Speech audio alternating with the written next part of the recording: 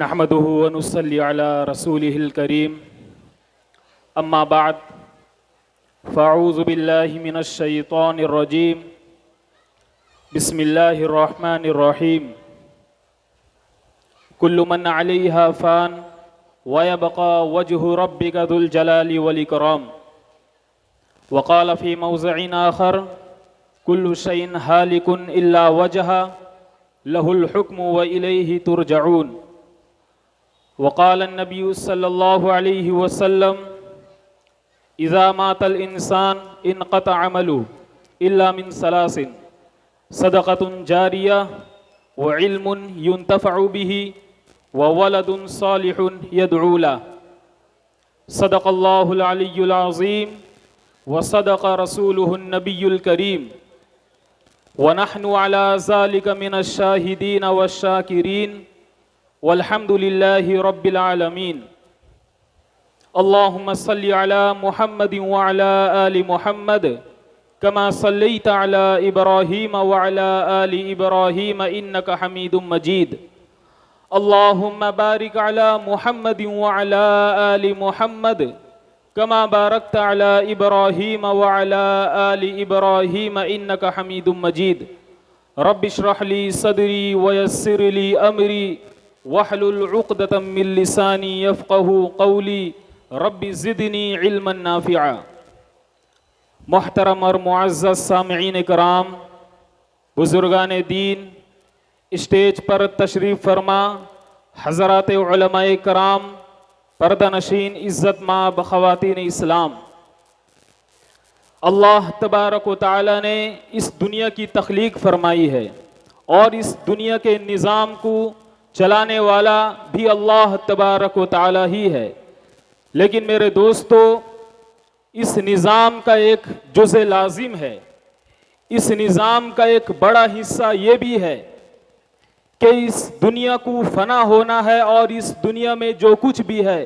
یہ تمام چیزیں فنا ہو جانے والی ہے اور ختم ہو جانے والی ہے، یہ ہمارا عقیدہ ہے۔ لیکن میرے دوستو جو چیز اور جو ذات ہمیشہ سے ہے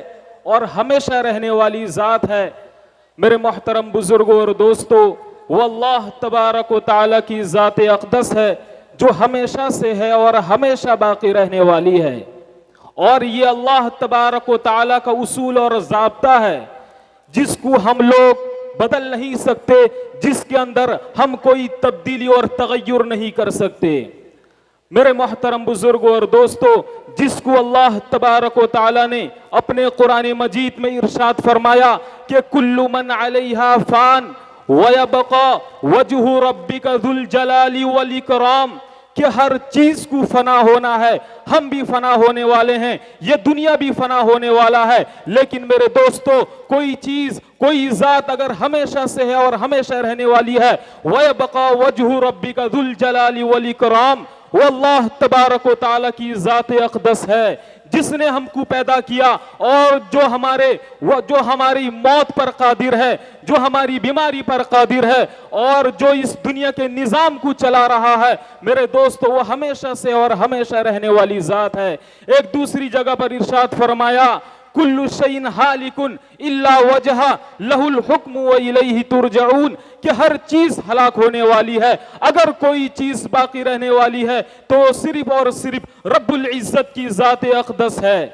میرے دوستو کل شیء ہالک الا وجہہ لہ الحکم والیہ ترجعون، اور اسی کے لیے حکومت ہے دنیا میں بھی اور آخرت میں بھی، اور ہم سب کو اسی کے پاس لوٹ کر جانا ہے۔ لیکن میرے محترم بزرگوں اور دوستو، جب ہم اس دنیا میں زندگی گزارتے ہیں، اس دنیا میں گزر اور بسر ہوتا ہے تو بہت سارے تعلقات قائم ہوتے ہیں، بہت ساری رشتہ داریاں ہوتی ہیں، اور ان تعلقات والوں میں سے، ان رشتہ داروں میں سے ہمارے بہت ہی زیادہ عزیز اور اقارب اور بعض لوگ ہمیں بہت ہی زیادہ محبوب ہوتے ہیں، اور بسا اوقات ان کے گزر جانے سے، ان کے اس دنیا سے چلے جانے سے ہمیں بہت زیادہ تکلیف ہوتی ہے، بہت زیادہ رنج اور غم کا سامنا کرنا پڑتا ہے، لیکن میرے دوستو یہی کہا جا سکتا ہے کہ یہی دنیا کا اصول ہے۔ میرے دوستو ایسے موقع پر بھی قرآن اور سنت سے ہمیں جس بات کی تعلیم ملتی ہے وہ بات کیا ہے؟ وہ ہے صبر کرنا،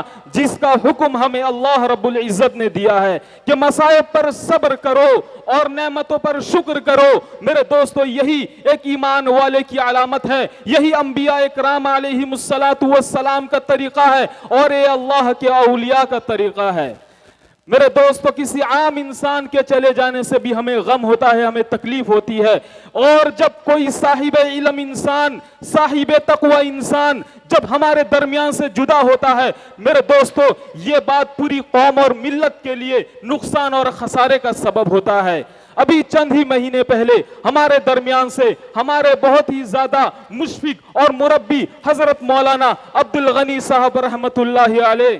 جن کی اتنی دیر سے ہم تعریفیں سن رہے ہیں، حضرت کی سخاوت، حضرت کی محنت اور حضرت جس طریقے سے دینی خدمات کو انجام دے رہے تھے، اللہ تبارک و تعالیٰ سے دعا ہے اللہ تبارک و تعالیٰ انہی خدمات کے بدولت ان کے آخرت کے تمام منازل کو آسان فرمائے، اللہ تبارک و تعالیٰ ان کو علی العلیین میں جگہ عطا فرمائے اور جوار رحمت میں ان کو جگہ عطا فرمائے اور ان کے اہل خانہ کو بہترین بدلہ عطا فرمائے اور صبر جمیل عطا فرمائے۔ میرے دوستو جو اللہ والے ہوتے ہیں ان کے بارے میں اللہ کے رسول صلی اللہ علیہ وسلم نے ارشاد فرمایا، من احب لقاء اللہ احب اللہ لقاءہ، جو اللہ سے ملنے کو پسند فرماتا ہے، میرے دوستو روایت کے اندر آتا ہے اللہ تبارک و تعالی بھی اس سے ملنے کو پسند فرماتے ہیں۔ ومن کرہ لقاء اللہ کرہ اللہ لقاءہ، اور جو اللہ سے ملنے کو ناپسند کرتا ہے اللہ بھی اسے ملنے کو ناپسند فرماتے ہیں۔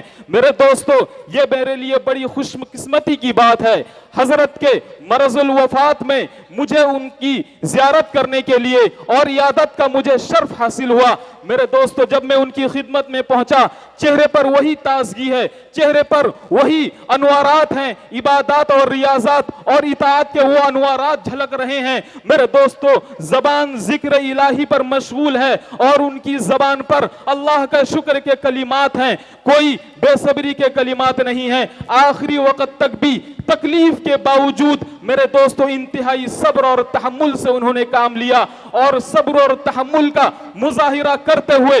میرے دوستو ہم سب کو یہ پیغام دے گئے کہ ہم انبیاء کے وارثین ہیں، ہم انبیاء کو ماننے والے ہیں اور ان کے نقش قدم پر چلنے والے ہیں۔ میرے دوستو ہم اللہ تبارک و تعالی سے اس بات کی امید ہی نہیں بلکہ ہمیں اس بات کا یقین ہے کہ حضرت والا رحمت اللہ علیہ اپنے خالق حقیقی کے پاس پہنچ کر بڑے خوش ہوں گے اور گویا کہ اپنی زبان حال سے یہ کہہ رہے ہوں گے، یا لیت قومی یعلمون بما غفر لی ربی وجعلنی من المکرمین، اے میری قوم کاش کہ تمہیں اس بات کا پتہ چل جاتا کہ اللہ تبارک و تعالی نے مجھے بخش دیا ہے اور مجھے علی العلیین میں جگہ عطا فرمایا ہے۔ اس لیے میرے دوستو ہم سب اس بات کے حقدار ہیں کہ ہم حضرت والا کے لیے اور جتنے بھی اکابرین اور اسلاف ہم سے جدا ہو گئے ہیں، اس دنیا میں خدمت کرتے کرتے اس دنیا سے رخصت ہو گئے ہیں، ان سب کے لیے دعائے خیر کریں،